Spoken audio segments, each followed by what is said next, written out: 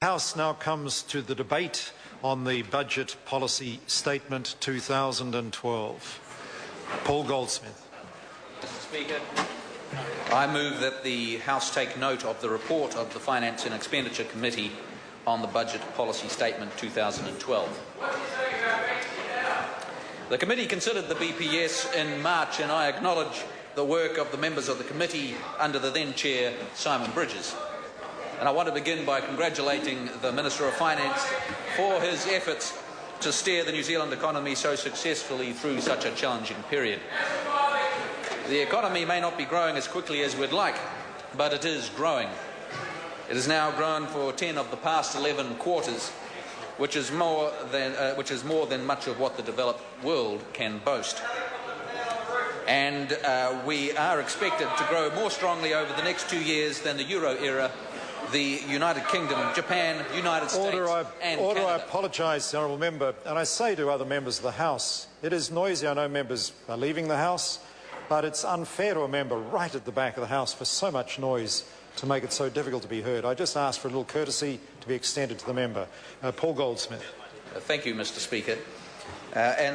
Despite a number of challenges, including the ongoing European debt crisis, the Canterbury earthquake and a high exchange rate, and let's not forget that this government inherited what this government inherited in late 2008, an economy that had been in recession for almost a year, forecasts of never-ending deficits and ever-rising debt.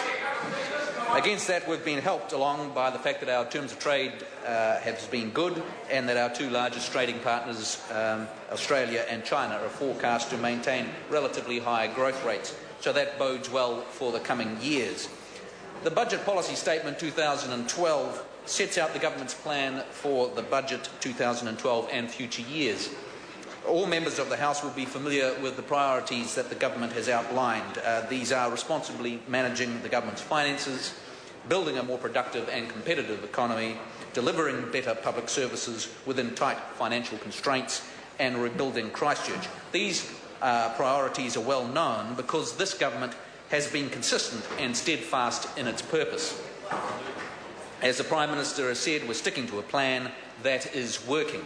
Members should not underestimate the importance of that solidity and clarity of purpose shown by this government. Strong and stable leadership is a rare commodity in the world at this time.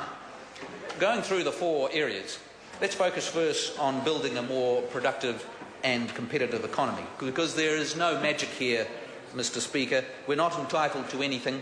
This world doesn't owe us anything. In fact, the rest of the world doesn't care about us at all. Some people are interested in the products that Kiwi men and women have on offer, thankfully, and some want to invest their money in our economy, and it's our task as a nation to keep them interested and in the face of strengthening global competition. The government's main role is to set a policy framework that gives individuals and businesses the confidence to invest and create products, new jobs and new wealth. And the Minister of Finance has recently outlined some key initiatives to increase our productivity. And we can talk about the tax package of 2010 budget, which increased taxes on consumption and property speculation and reduced tax on work, companies and saving. A very important measure. We can talk about changes in regulations, for example, in the Resource Management Act area, building laws and industrial relations laws, and our multi-billion-dollar investment in infrastructure through rail, roads, electricity transmission and ultra-fast broadband. And we can also talk about the focus on changing the incentives around welfare and work. And looking ahead, the government's business growth agenda will continue that momentum, more of which we'll hear about in the budget, no doubt. And of course, we've heard endless criticism from the other side of the House and from some of their supporters. Their approach seems to be to say no to everything, except, of course, spending more and borrowing more billions of dollars. They appear to want to close the country to foreign investment, or at least investment from some countries, when since 1840, if not before, this country's economic growth has been based on foreign investment. I stand for internationalism and an outward-looking economy and society. New Zealand has nothing to gain from demonising foreigners and turning inward. They're opposed to a moderate proposal to sell minority stakes in our energy SOEs in order to strengthen New Zealand's shallow capital markets and to bring the disciplines of the private sector ownership to these companies, as well as to reduce our borrowing requirements. And we've heard some economic nonsense there. In another committee I'm on, Local Government and Environment, they're opposed to moderate legislation for New Zealand's massive exclusive economic zone that would balance economic growth alongside environmental effects. Don't do anything is the Greens' basic message. Well, I'm sorry, we've got to make a living in this country. We can't just dream up one new trick, such as green technology, and expect that it will do for us. Our prosperity requires continuous and relentless improvement in the things that we currently do well as using our creative talents and brains, and it also requires looking for additional natural resources. While some New Zealanders may be happy with lower living standards than those in Australia, most people aren't, and including the ambitious next ambition coming along and hoping to make their way in the world. And that's why this government is focused on economic growth. As for responsibly managing the government's finances, the BPS has underlined the size of the challenge in returning to surplus by 2011 and 15. Last year, the government's operating deficits before gains and losses was $18 billion, or 9% of the gross domestic product, about half of which was devoted to the earthquakes.